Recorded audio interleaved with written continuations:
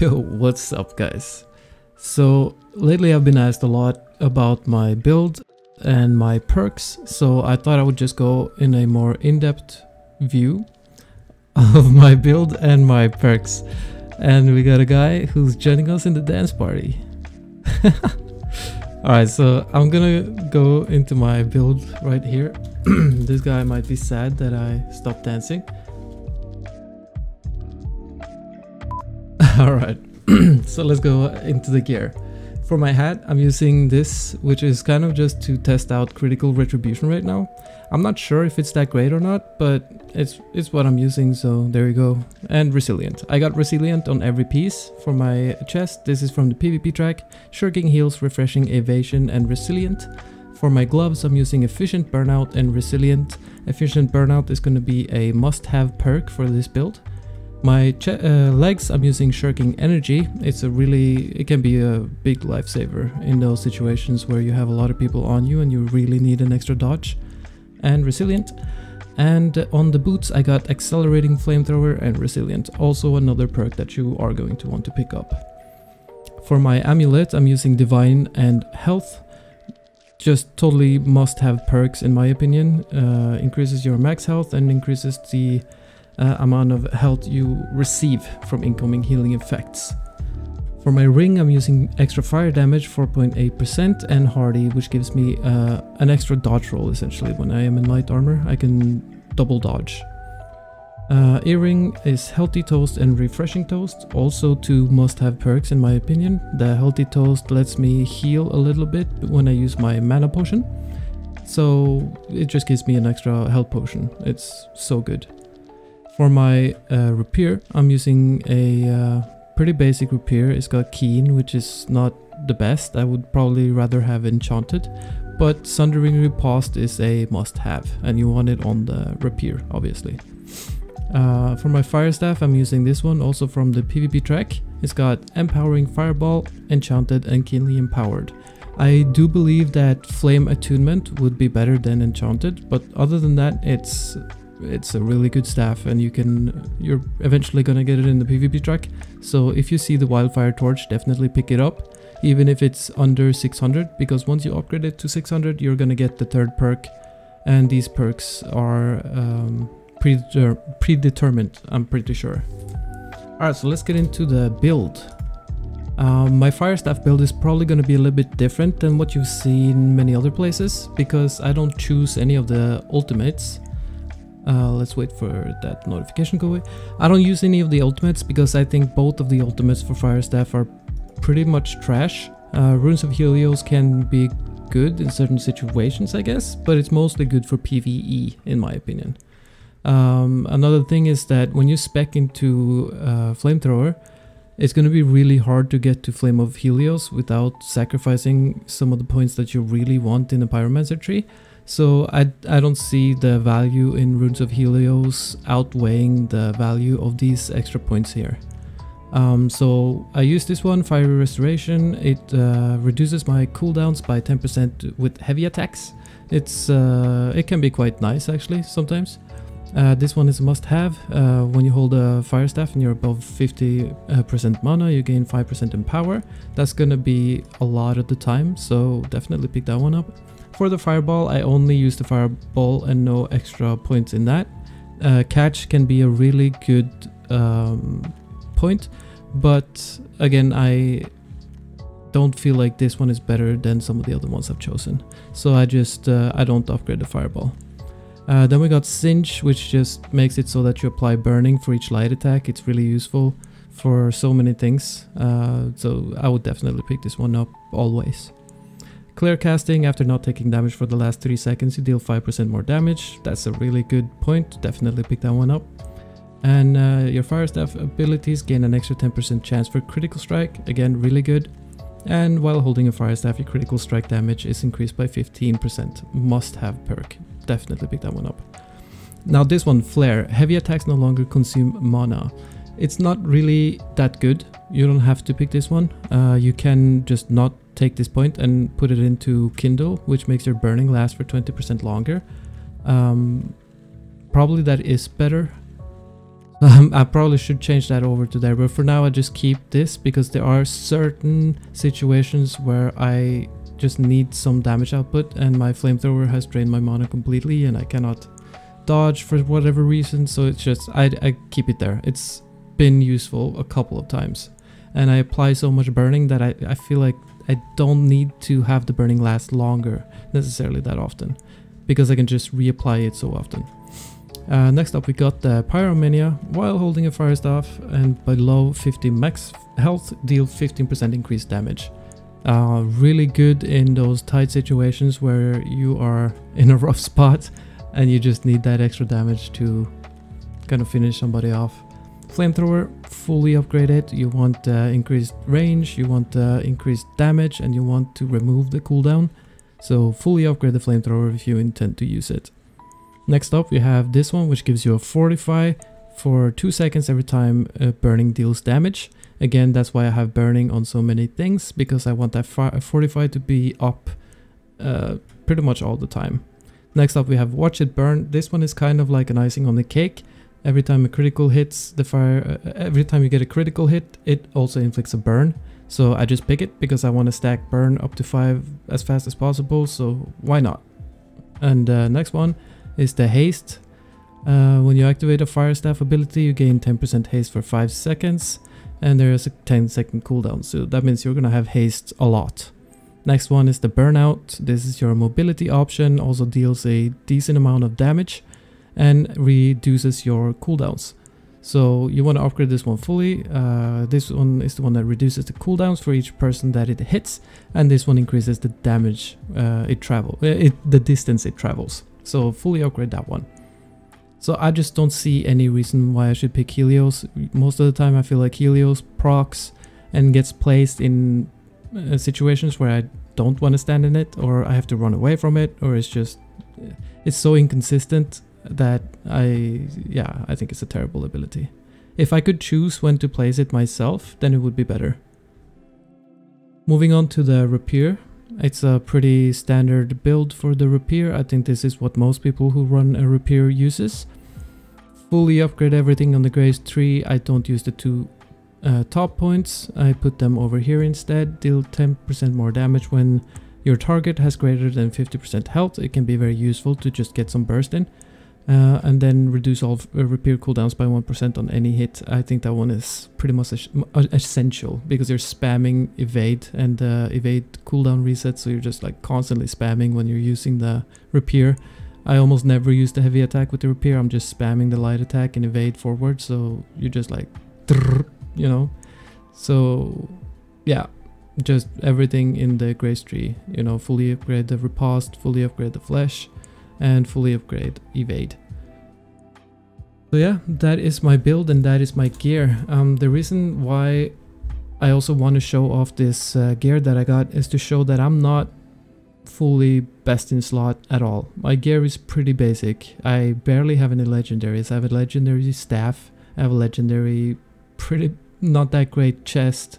Shirking heals is not the best thing in the world either. Refreshing evasion is good, but I would want to stack refreshing evasion on pretty much everything because I'm dodging so much. So over time I want to get refreshing evasion at least times 4 and 1 shirking energy.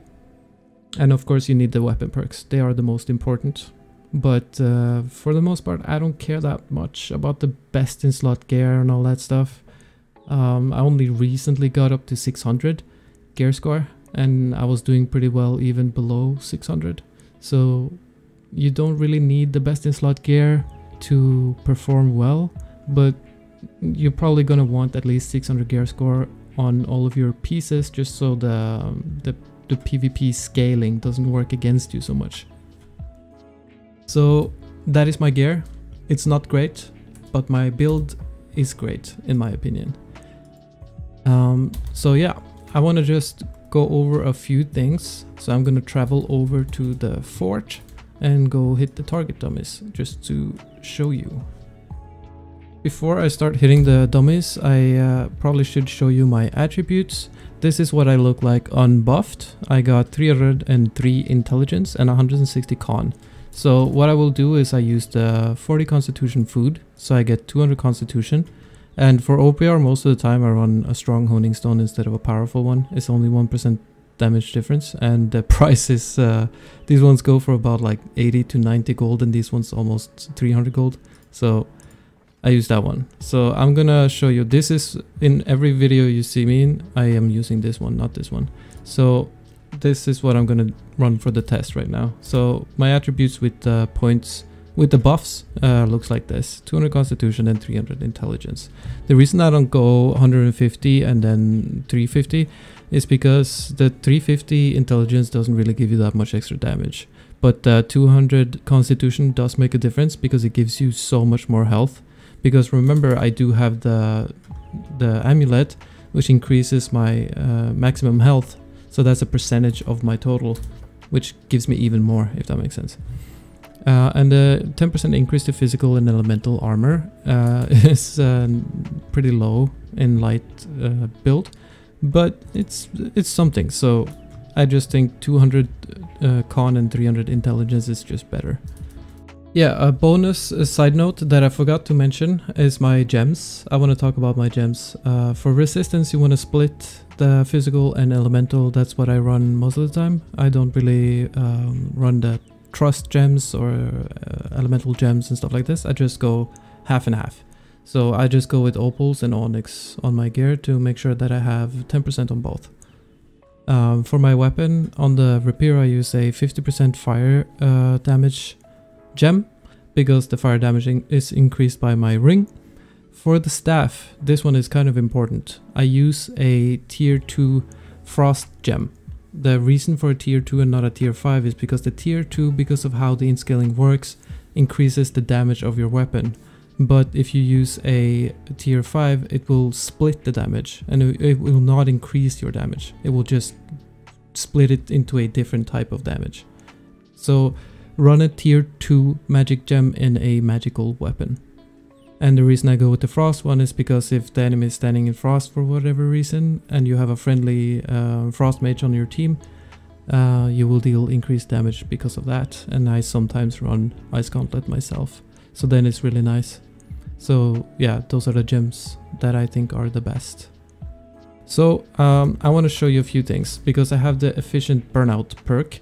This one lets me deal 19% increased fire damage for 8 seconds after using burnout. Is it 8 seconds or 6 seconds? Until your next hit you deal. Alright, of course, it's my next hit, but I have a 6-second window to do my next hit. So I want to just show you the flamethrower first of all. This is probably most people know about this by now. Some people are calling it a exploit, but I don't think it's an exploit. I think it's working as intended. It may be strong and it may get nerfed, but I don't think it's an exploit. It's a perk. So when you use the efficient burnout, you get an increase to your flamethrower damage until you let go of it, as far as I know. It seems like that is changed. I haven't tested this out recently, so it is only for the 6 seconds after you use a burnout that the flamethrower is actually increased damage. So the normal damage of the flamethrower is going to be around 1000 with this one, 1100, yeah, 1196, 99, so pretty much 1200 sometimes, between 1100 and 1200. So with the burnout, I'm gonna do a little bit more damage, but it's not that much. You see that the difference is not that big. People try to make it sound like it's a massive difference and that this is a game-breaking exploit, but I'm only dealing about 100 damage extra with the burnout damage. But of course that 100 damage extra does make a difference sometimes because the ticks are pretty quick. And it also increases the dot damage of the burning. So it is worth using it, but most of the time I will use it on a fireball actually, because my Firestaff increases the fireball damage by 58%. So I want that extra 19% increase as well. It can really give me some disgusting fireball damage.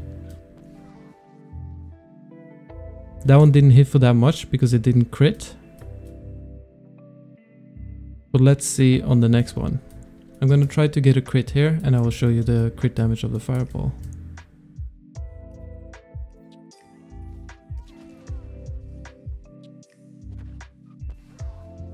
4,300. It's a pretty good crit.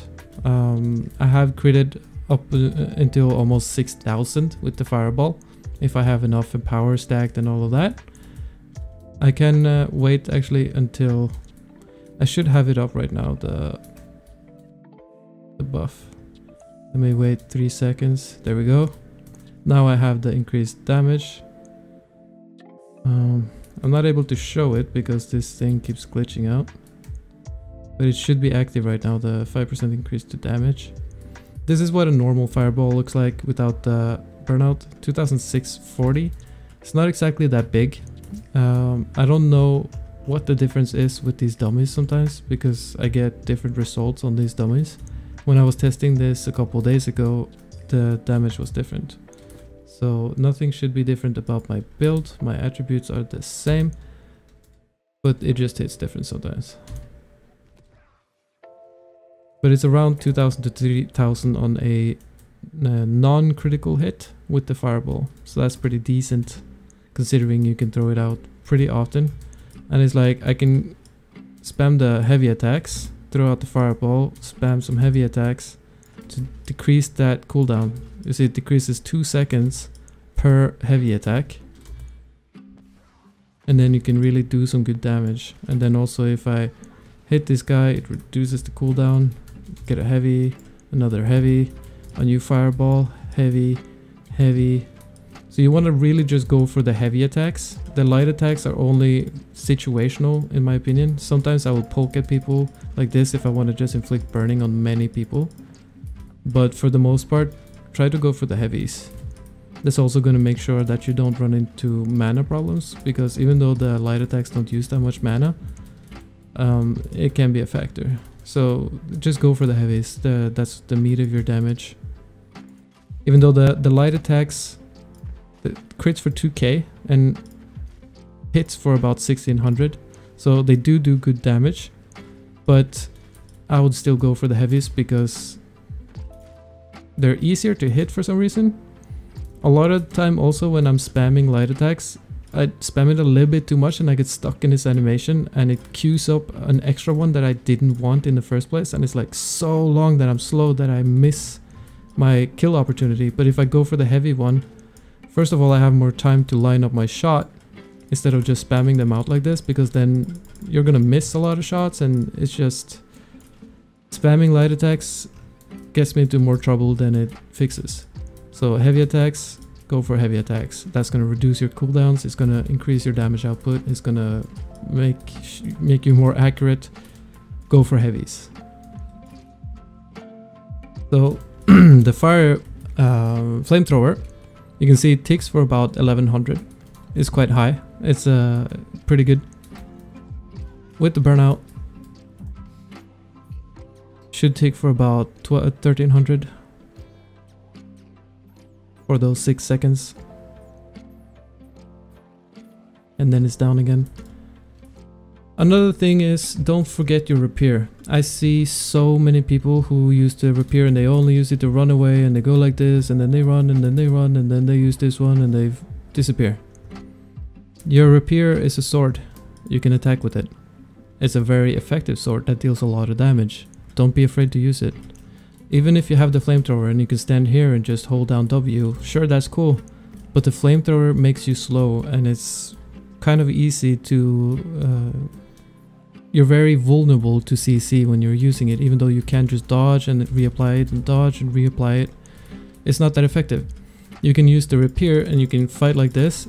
If you spam the evade forward, you can just keep going like this, and every time you evade forward, or if you got the perk in any direction, you get a damage increase. So I just go like this and I spam, and you stay tracked on your target. You will auto launch towards them like that. It's like if you get that first hit on the Rapier, when people take damage in PvP, they get slowed. They start like slow walking like this, so you can stay on them. When you hit them with the flamethrower, they're just gonna keep running like this. They're not gonna slow walk. So that's another big thing with the Rapier. Sometimes I'm chasing people trying to run away from me. I go for the Rapier instead of the flamethrower. At least get a couple hits on them like this, and then go over to the flamethrower. And then a lot of the times also, if they're about to attack me when I'm using the flamethrower, I will switch over and quickly use the riposte like that to stun them. Then I will go back and do a heavy attack or fireball if I have it ready. Which can, you know, Sundering Riposte reduces their damage absorption by 23%. That's substantial. So don't be afraid to use your Rapier offensively. You can also use the Flechette to really, you know, get somebody who's trying to get away from you. The Rapier does a lot of damage, even as an intelligence build. It does a lot of damage. Don't forget about that. Your Rapier can do much more than just run away for eternity. What the Rapier is best at is letting you stay in the fight, but be evasive, because you can fly around, you can hit them over here, you can dodge back, somebody crowds you over there, you riposte him, you go over here, you shoot a fireball, you go back, activate this one, go over here, go back into your Rapier, get some damage in, shoot that guy, burn these guys, get some fire ticks on everybody, go back over here, shoot them from a distance, go back over here, they're crowding you, you go through them and go over here. Just make it really difficult to hit you, but don't run away. You don't have to run over there. Just stay in the fight. You can stay in the area, but just be evasive as fuck. You know, I go over here, now I'm over here, I'm shooting you from here, now I go over here. Get some burning on those guys, scare them away to back off, because everybody runs away from a flamethrower, right? So you really just have to utilize everything that's in your kit to make yourself as difficult to fight as possible. And you do have some decent burst if you know how and when to apply the pressure. If I get a riposte off, then that is pressure time. I will go into fireball, burn them. If they're trying to run away, I go after them with this, go through them, get them with the Rapier to slow them so they're slow walking and not running, you know. You just really have to utilize your kit. You have so many things you can do with this. But the one thing that this build does not have is some clear CC. You do have the riposte, but only bad players really hit the riposte and get stunned by it. Unless you really catch them in a place where they don't have stamina, which is rare, because most players in most situations will not totally drain their stamina to grey. It's another thing, by the way, if you're fighting in PvP, try to never grey out your stamina. But when you are using a Rapier, often you can grey out your stamina, because you can use an evade and then go into this, and then you can have your mobility. So you can kind of still be defensive and have survivability while your stamina is grey. But as a general rule, grey stamina equals death in PvP. So really try not to grey it out, because you also do get slower, as you can see. If I go grey now, I'm so slow. I'm so slow. And this is also a mistake that I still do to this day. Is when I'm chasing somebody and I just want to catch him, you know, and I was like, fuck, I grayed out my stamina. Now he's going to be able to run away because he has haste buffs or whatever, you know. So try not to gray out your stamina. It's pretty important, especially if you're fighting 1vx. Gray stamina bar means death, just 90% of the time. Try not to do it. So yeah, that's pretty much the build. My gear, basic bitch gear, you know, it's nothing special at all. As a general rule, I try not to spend more than 5,000 on an armor piece if I'm buying it, so that's why I'm just kind of waiting for the PvP track to see if I get something nice. Here I actually have a level up. Let's see, did I get something? I already have this one, but that's a good one for dexterity, and I didn't have anything, so we're just gonna go for money. But yeah, I'm just waiting for good gear from the PvP track, and I keep my eyes open at the marketplace to see if I can snatch something good. The only exception is for the amulet. This one I spent probably 10 or 12k on, and I probably would spend up to however much is needed on the jewelry, to be honest, because it doesn't come along that often. But you can get some really good champion gear from the is it called champion? Whatever the highest rank of PvP gear is. There are some really nice pieces there, so just keep your eye open for those. The champion gear, I think, is called champion. I don't think I have any pieces on me right now, but the champion gear, from the PvP track, you can upgrade it and it will turn into a legendary. So I don't care that much about the gear. I have the basics that I need, and I don't have any attributes that I don't want. So I don't have any focus or dexterity or strength. anymore, even though I used to roll around with some of those attributes that I didn't want to. At least now I have the attributes that I want and the perks. I would say prioritize weapon perks over attributes if you're still in the process of gearing up or even leveling up your gear score. And after that, just get the attributes, get the gear perks, and 5 resilient is gonna be pretty essential if you're running a light build flamethrower. Because with this build, I'm in melee range most of the time. This is a close range build, it's not a ranged build really. So yeah, that is my build. I might release a separate video where I show some actual combat footage and explain what I'm doing as I'm doing it, to give you a better understanding of how I play. But for now, that is all I have. Hopefully you find this useful. If you have any questions or any tips or input of any kind, please do leave a comment. I really love reading comments, so yeah, don't be afraid to comment. If you want to give me a like on the video and a subscribe, I do greatly appreciate that as well. I'm going to be uploading a lot of content in the time to come. So again, if you have any feedback or even criticism, please let me know. I really do want to see it. So yeah, thank you for watching. Hopefully this is helpful to you, and have a nice day. Peace.